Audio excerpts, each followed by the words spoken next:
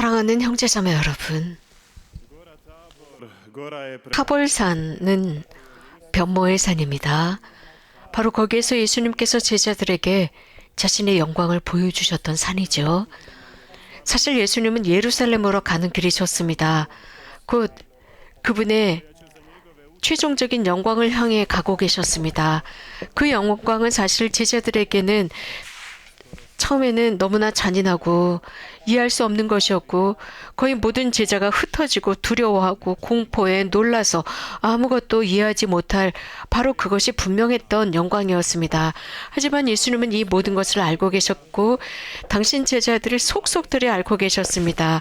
예수님은 그들을 처음 부르실 때부터 그 제자들과 매우 친밀한 관계를 맺고 계셨습니다. 그래서 예수님은 스승으로서 그 제자들이 관계를 맺으셨기 때문에 모든 일이 일어났을 때 그들이 낙담하고 믿음을 잃지 않도록 계속 격려하고 힘을 줘야 한다는 것을 아셨습니다. 예수님은 베드로와 야고보, 요한 세 사람을 데리고 산으로 올라가셨는데 12명 중에 특별히 그들만을 선택해서 그 사건을 증언하도록 하셨습니다. 때가 되었을 때 이 사건을 증언하라고요. 여기에 흥미로운 게 있어요. 예수님께서는 중요한 사건에 각 개인들을 데리고 갔습니다. 그리고 나서는 공동체로 하여금 그들의 증언을 믿도록 하신다는 사실입니다. 흥미롭지요? 그런데 여기에 우리에게도 예수님께서 요구하시는 게 있습니다. 믿음과 증언입니다. 곧 교회의 증언을 믿으라는 것입니다. 교회는 초대 때부터 마리아 막달레나의 증언을 받아들였습니다. 곧 예수님의 부활을 확신하고 그 증언을 여러 세대에 걸쳐서 전해왔습니다. 여기에는 바로 무엇인가 증인이 되고 증인의 말을 듣는 것입니다. 다시 말씀드리면 그리스도를 선포하는 교회에 순종하는 것을 포함하고 있습니다. 예수님은 말씀하셨죠. 보지 않고 믿는 이는 행복하다라고 하셨습니다. 자, 여기서 우리 자문할 게 있습니다. 그렇다면 교회 선포를 향한 내 마음은 어떤 자세일까? 교회 가르침에 내 마음은 열려 있을까? 이것은 참 중요해요. 그렇지 않으면 우리는 자신만의 영성에 빠져버릴 수 있거든요. 우리의 모든 영성은 교회의 가르침, 곧 교도권입니다. 곧 주님께서 교회에게 주셨고 또 수세기 동안 신앙인들에게 전해진 그 진리에 근거해야 하는 게 내 자신의 영성입니다. 제자들은 베드로와 야고보와 요한의 증언을 믿었습니다. 그들의 증언을 통해서 이 사건이 교회 안에서 잘 보존되어 왔던 것입니다. 성서에서 산 또는 언덕이라고 하는 것은 아주 성서적인 특별한 의미를 지닙니다. 산은 높은 곳이죠. 그래서 사람을 하느님께 하늘에 더 가까이 올려놓습니다. 이는 누군가가 기도 중 하느님과의 일치를 상징하고 있는 이미지입니다. 그래서 예를 들자면 모세와 엘리야를 들 수 있습니다. 이 두 위대한 구약의 예언자는 산 위에서 하느님의 계시를 체험합니다. 또 하느님의 현존을 느끼고 하느님으로부터 사명을 받아요. 그곳이 산이었습니다. 예수님도 기도하러 가실 때에는 산으로 오르셨다라는 표현을 성서가 사용하고 있습니다. 산은 사람이 기도하는 곳입니다.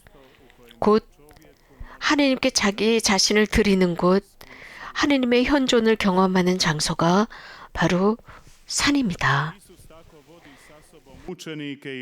그렇기 때문에 예수님은 제자들 몇 명을 선택하셔서 산으로 가셨고 그 앞에서 변모하셨는데 그분의 얼굴과 옷은 도저히 말로 표현할 수 없는 빛으로 빛났다고 했습니다.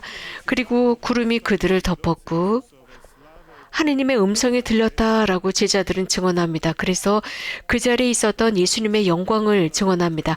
하늘에 계신 아버지와 함께 하시는 예수님의 영광을 증언한 것입니다. 그들에게는 매우 뜻밖이었죠. 말로 표현할 수 없는 체험이었어요.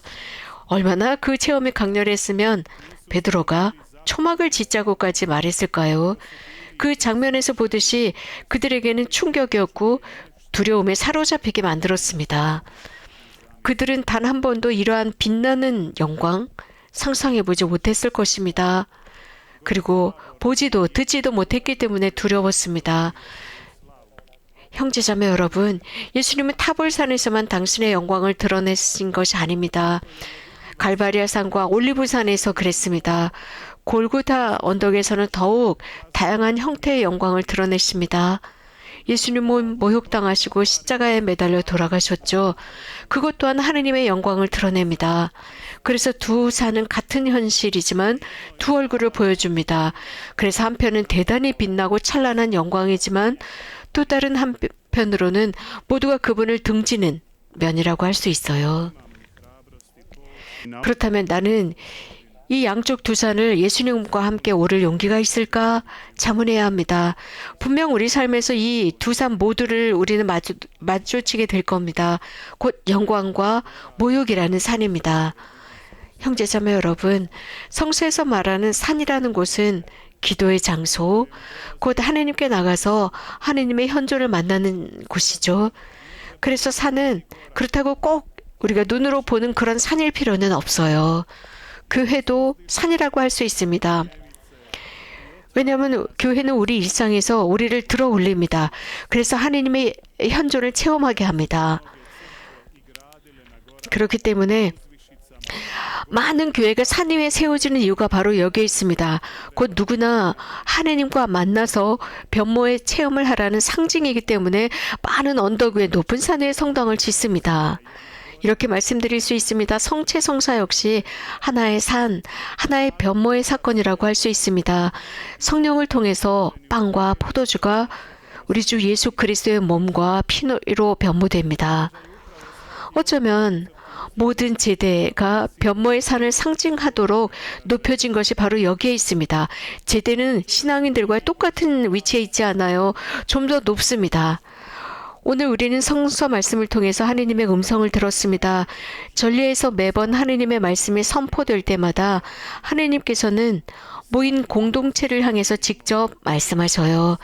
그리고 매번 그리스도의 순환을 기억하고 그 부활을 기념하고 그분의 영광스러운 재림을 기다리도록 합니다. 그래서 사제는 매번 우리에게 이 신비를 기념할 때마다 우리는 그 신앙의 신비를 고백합니다. 형제자매 여러분, 우리는 이 산, 교회, 우리는 교회에 정기적으로 와서 성체성사를 거행해야 합니다. 그리고 그분의 변모의 증인이 되어야 하고 주인인 우리를 향한 하나님의 사랑을 체험하고 그분의 영광을 보아야 하는 것이 우리들의 산, 곧 교회입니다. 저는 특별히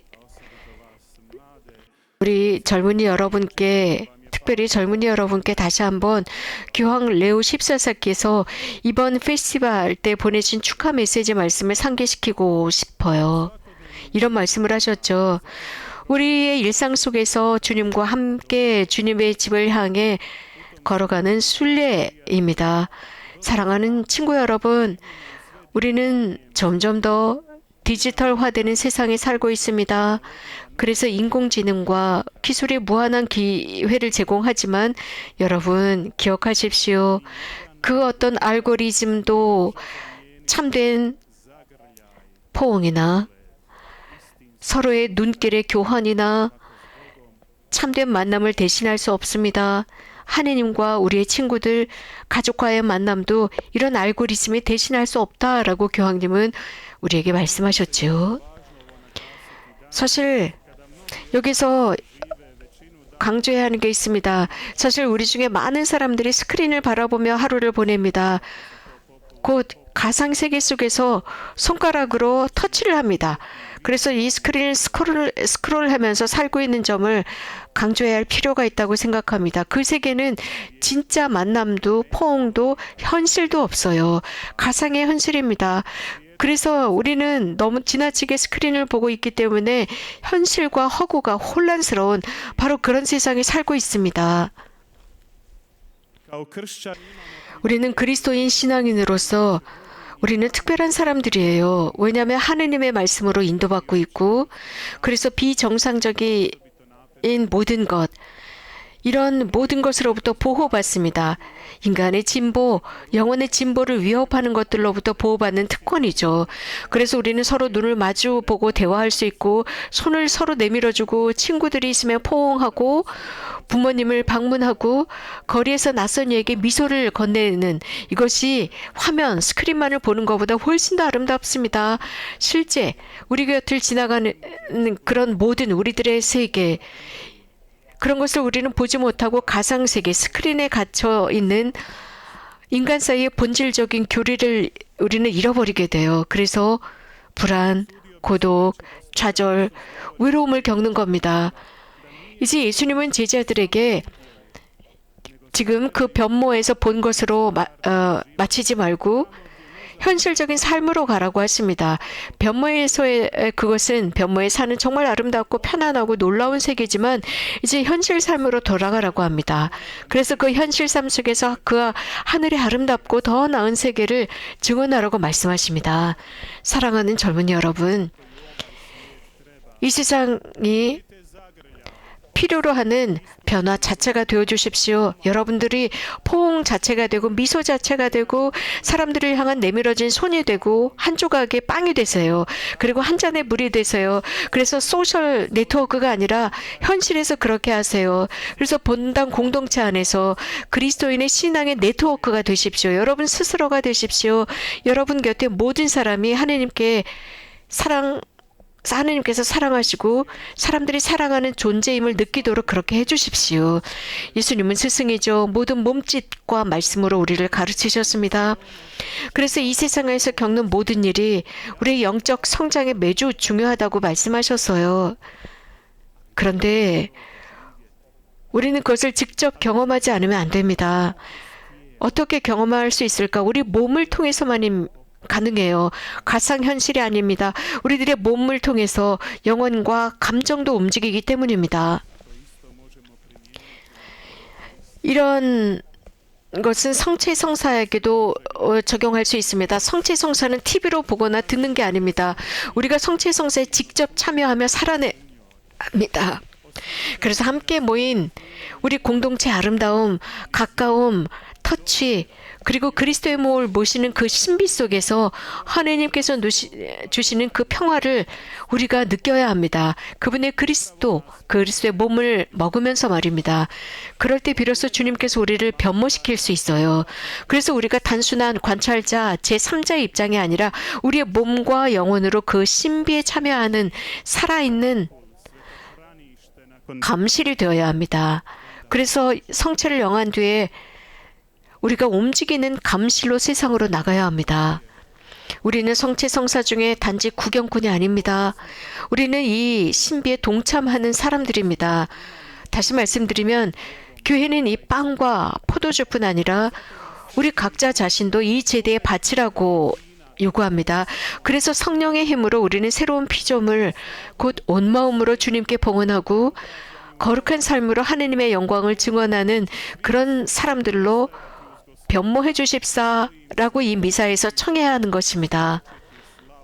그리고 그 거룩한 삶으로 하느님의 영광을 증언하는 거죠. 형제자매 여러분, 이런 성체의 신비 앞에서 당황하지 마십시오. 오히려 마음을 열고 하느님께 나가셔요. 다시 말씀드립니다. 단지 바라보고 있다가 가는데 그치지 마십시오. 그리스도의 몸을 모시는 성체 성사에 참여해서 최고의 몫을 가져가십시오. 그래서 매 미사 때마다 성체 성사에 거룩하게 참여하십시오.